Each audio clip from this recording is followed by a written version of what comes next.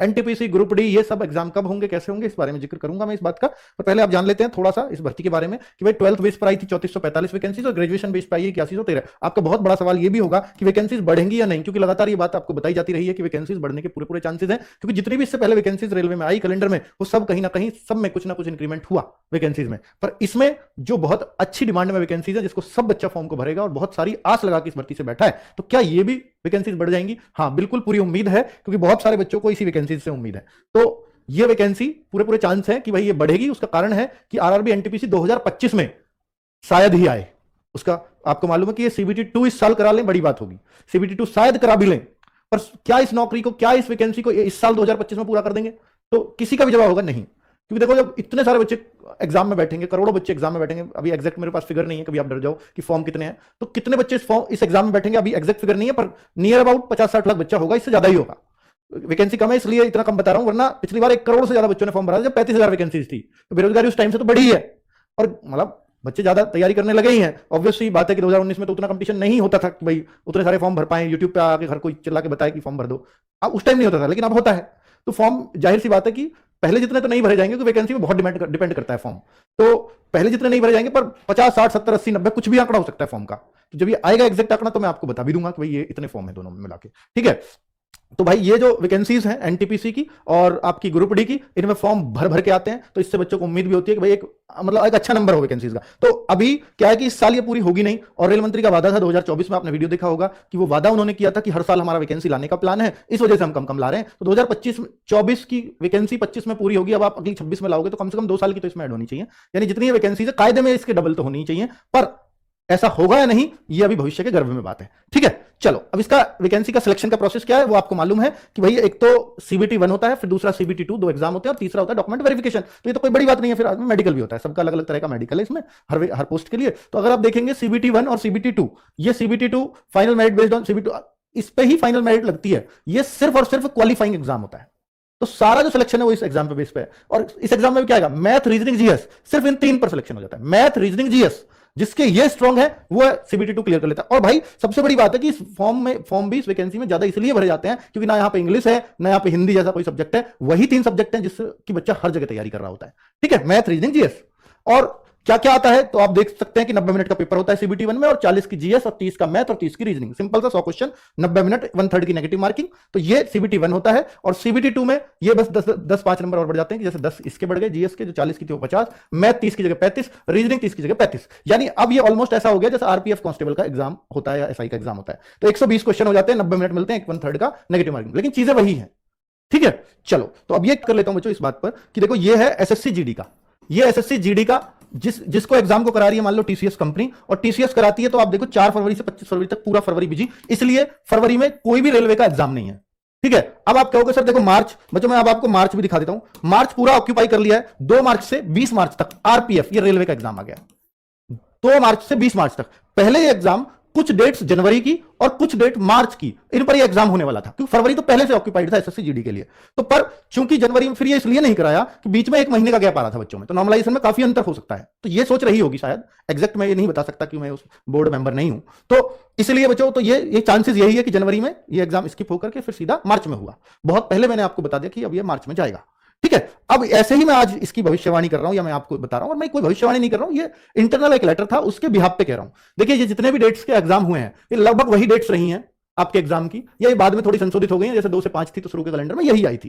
तो आप देख रहे हैं कि ये सब कुछ डेट्स वही हैं, उसी डेट्स पे एग्जाम हो रहा है। मैं कांस्टेबल की बात कर रहा हूं जो अभी आरपीएफ 2 मार्च से 20 मार्च दिखा रहा था। तो उसका कारण देखो, पहले ये इसमें इसी आधार पर कह रहा था मैं, जनवरी और मार्च में होना था। फरवरी में कोई डेट आपको दिखाई नहीं दे रही हो क्योंकि एसएससी जीडी था।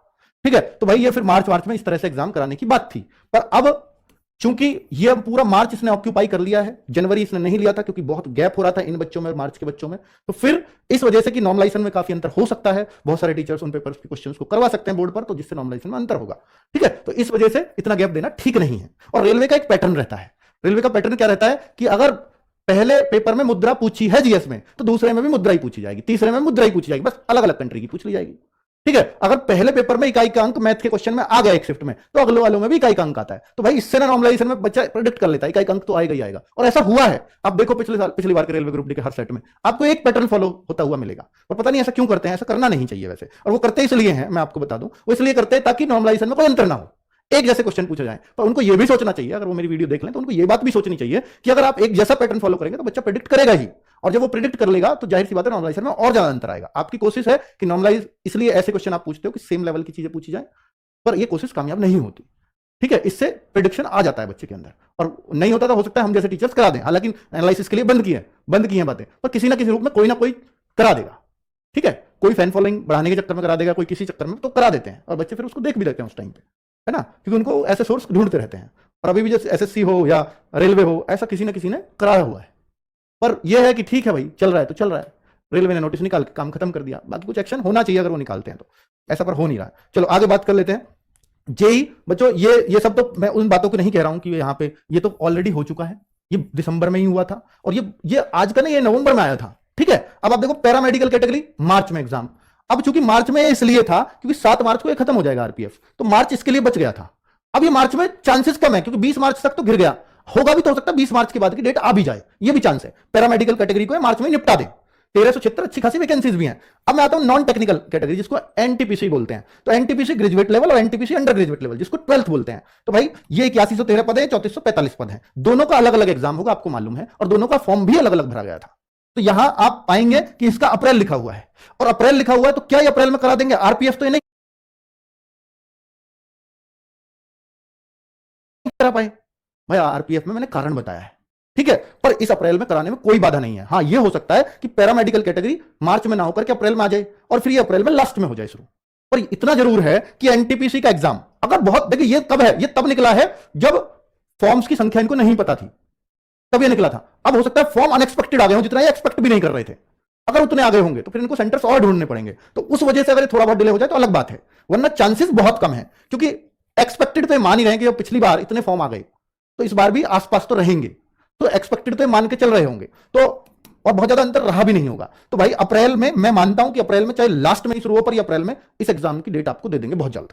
ठीक है, और ये अगर अप्रैल में कराना होगा तो आप लोगों को कब पता चलेगा, ये भी एक बड़ा सवाल है। जैसे मैं अगर बोलूं आरपीएफ का कराना था इनको 2 मार्च डेट है, आरपीएफ के बच्चे को कुछ भी नहीं पता उससे पहले, 28 फरवरी को पता चली है, 28 जनवरी को, 28 जनवरी को बच्चों को पता चली कि 2 मार्च से मेरा पेपर है। अब आप देखो फरवरी 28 दिन का ही है, यानी मात्र 32-33 दिन पहले ही बच्चे को यह पता चलता है कि मेरा एग्जाम किस डेट से होना है। तो अब आप देखो, अगर आपको यह आरपीएफ वाला ही ट्रेंड बताऊं तो करीब करीब आपको 30-35 दिन पहले अगर पता चला तो यह पता चलेगा आपको मार्च के महीने में, और मार्च का महीना फिर आप समझ लो कि आप हो जाओगे काफी लेट, और फिर आप तैयारी की जल्दबाजी करोगे। ठीक है, यह मार्च में ही अनाउंस होगा।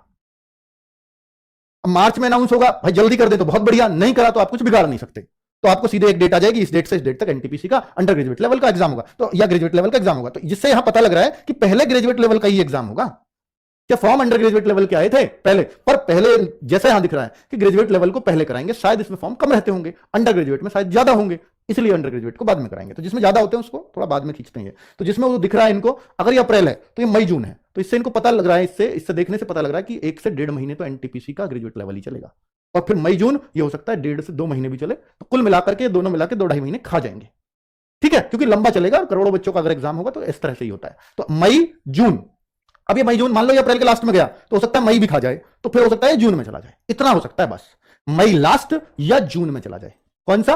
12th वाला। तो मैंने आपको बेसिक सभी एग्जाम्स का आइडिया दे दिया है। जो बच्चे एनटीपीसी के एग्जाम की इंतजार कर रहे हैं वो अपने आप को तैयार कर सकते हैं इन डेट्स के आधार पर। क्या